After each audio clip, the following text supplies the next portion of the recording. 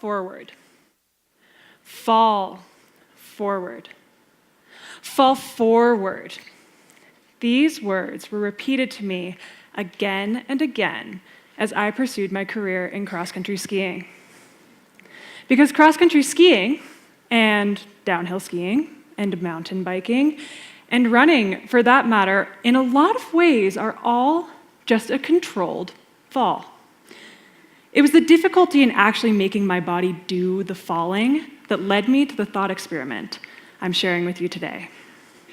I, like many here, am an athlete. I've competed and played at every level, from recreational to professional, and in one way or another have pretty much dedicated my life to sport. And that dedication has been pretty good for me. I, like other athletes, have enjoyed the benefits of a healthy body, practiced drive, practiced failure, an increased likelihood in a career in leadership, increased academic scores, and I am 20% less likely to get cancer than my non-sporting companions. I think you'll agree with me. That's all pretty great. And you're a smart audience, so you might have noticed by this moment that I am also a woman. Turns out, being female complicates the whole dedicating your life to sport thing at every level. At the youth level, girls drop out of sport at a rate 50% higher than boys, while at the professional level, female athletes are paid on average about a tenth that of male athletes. And I rounded up. Meanwhile, at the cultural level, female voices in sports media and positions of leadership range from about 1/3 to 1/2 those of men. So, being an athlete, an advocate of women's sports, and a really, really competitive person, I wanted to know why there's such a dramatic difference between men and women's sports. And it turns out there are a host of cultural, societal, socioeconomic, scientific, and physiological factors that have structured women's sports to be unequal to men's. And over 2 years, I took in as much of that quantitative data as I could, processed it, agreed with most of it, and still felt that there was something missing, something more qualitative. Because in my experience as an athlete, inequalities were less expressed through the numbers and more through my direct experience of not being able to perform at the level of male athletes in my sport. When I looked at the things that I struggled with technically to what my male teammates succeeded at, like propelling oneself forward over their skis in order to successfully fall forward, I wondered if the issue may be just as much a perceptual one as it was physiological. That is, I wondered if maybe the culprit was not in how women were using their bodies, but how we were experiencing them. I wondered what might happen if, instead of using my body, I became my body. I gave it a try, and the experience changed the way that I saw my body, perceived space, and experienced the world well beyond sport. In her famous article, Throwing Like a Girl, Iris Marion Young analyzes the way that little girls and little boys throw balls and considers how, at a point in life when male and female bodies are nearly physiologically identical, in fact, little girls are oftentimes stronger than little boys could still throw balls better than little girls. And their answer goes beyond our parents teaching us how to throw to how culture teaches us how to move. From here on out, we are going to operate under the not all that controversial assumption that ours is a culture that objectifies women. When a girl grows up in a culture that objectifies her, that places the majority of her value on the way that she looks, she in turn learns how to objectify herself. And that self-objectification can translate to a kind of split in self-perception, where the body becomes an object for use and the self is located elsewhere, doing the using. For example, women will often say that they imagine what they look like even when they're doing menial tasks like working or walking or playing sport, as if they're outside of their body looking in. Disconnecting from our body in this way is really getting in the way of how we move and perform physical tasks. Take, for example, the notoriously humiliating task that is opening a pickle jar. When a woman considers herself as merely an object, her body becomes more like a group of objects or a series of interconnected tools rather than one whole being.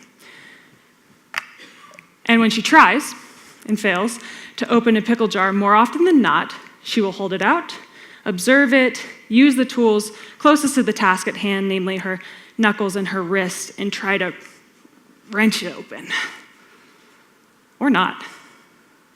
And the failure of completing that task translates into lower self-confidence, lower self-esteem, and a lower chance that she will open a jar in the future. And it certainly doesn't help that we've all been raised, taught that women can't open jars.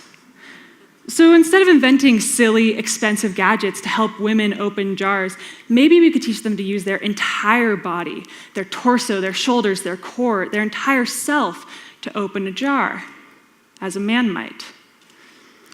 I experience the pickle jar phenomenon regularly on skis. In order to help me move my body up and forward over my skis, my coaches would give me physical cues like throw your arms up earlier or drive your knees forward. And I would focus so intensely on those individual parts of my body that I would look something like this. And to those at home, or those who are not familiar with cross-country skiing, this is not an efficient way to move your body, because I'm leaving half of my body behind.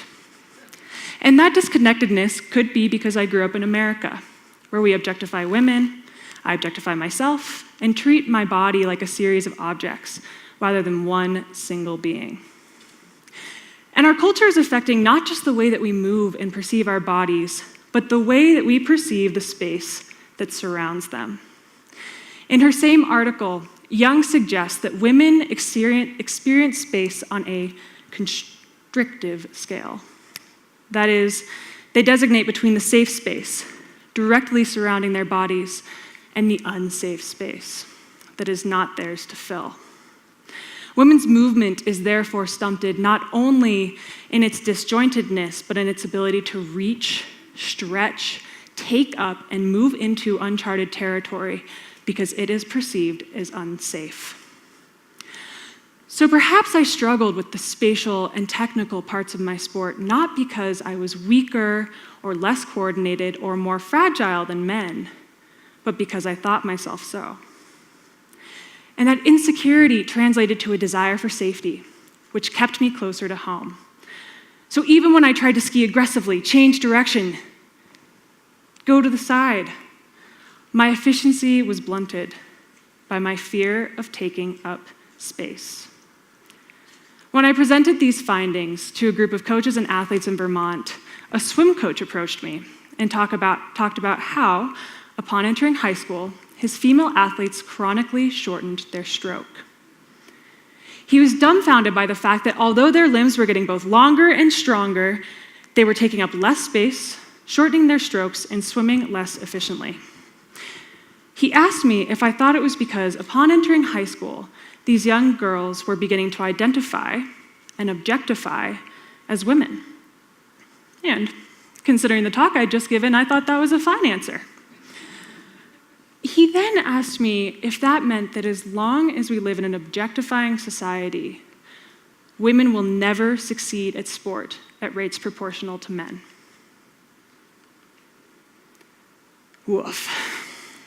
For someone who self-describes as dedicating her life to sport, that would be a bleak outlook. However, I have always believed that my participation in sport has actually increased my sense of agency, that although women do carry all of these cultural burdens with them into sport, athletics themselves may be their remedy. And in the 37 years since Young wrote Throwing Like a Girl, women's sport has evolved to include several counterexamples that show just how empowering learning to move your body can be.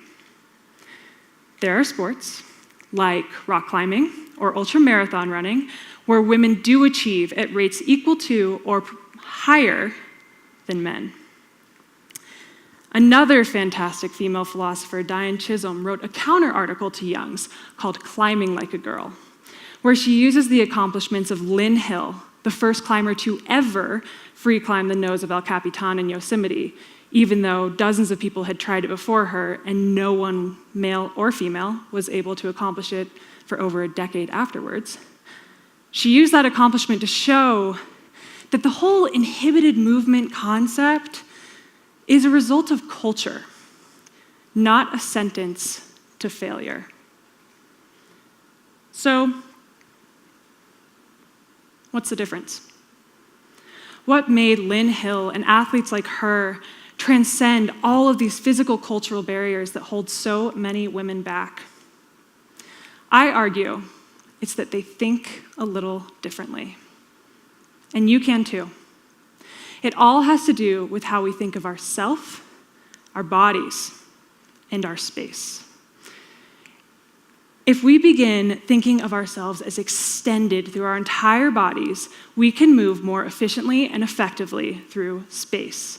If we begin thinking of our fingers, of our toes, our knees, our ankles, and lungs as more than just vessels or tools, but part of who we are, we will experience the world in a more connected way.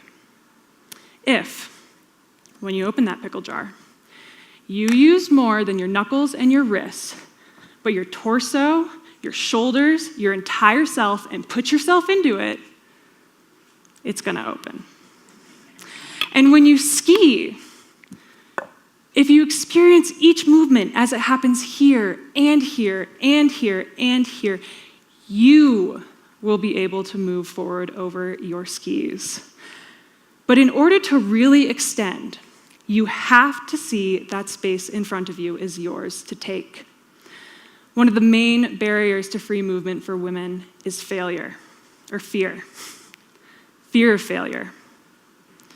Fear of an unknown experience, or fear of injury. But once you've acknowledged that fear, you've recognized a barrier. And what good is a barrier if not to be overcome? Move into the space in front of you. Recognize it, take it. Take up the space before you, beside you, behind you. Move into it and take it and recognize that you have the power to move, that there is no difference between here and there. Move like Lynn Hill did. Move the way that your body was built to, and you may just find that yours can do things that other bodies can't. And once you've extended your body and taken up some space, use your experiences to inspire others. One of the main reasons that women have trouble owning the space around them and their bodies is because other women do as well. But as leadership and mentorship grows in women's sport, so will access and so will opportunity. That's why I'm here today. I am a product of Title IX, which 45 years ago began increasing women's access to sport. I am a product of the Women's Sports Foundation and other nonprofits whose sole goal it is to educate and support female athletes. I am here because my parents believed that I could accomplish just as much in sport as my brothers. Thanks, Mom. These are the forces that change the way that we teach our daughters, treat our teammates, and encourage our competitors. And I want to be clear that what I'm speaking of today can be experienced by any person at any age, in and out of sport, whether you're a product or a writer of Title IX. Because the more women who are willing to try, to reach, to extend, and to play, the more we will experience movement free of cultural barriers. And although sport can be a microcosm of a host of constricting societal factors, it is ultimately a freeing, educational, and empowering activity. It is for me. Because when you really go for it, really learn how to fall, the only direction you can go is forward. Thank you.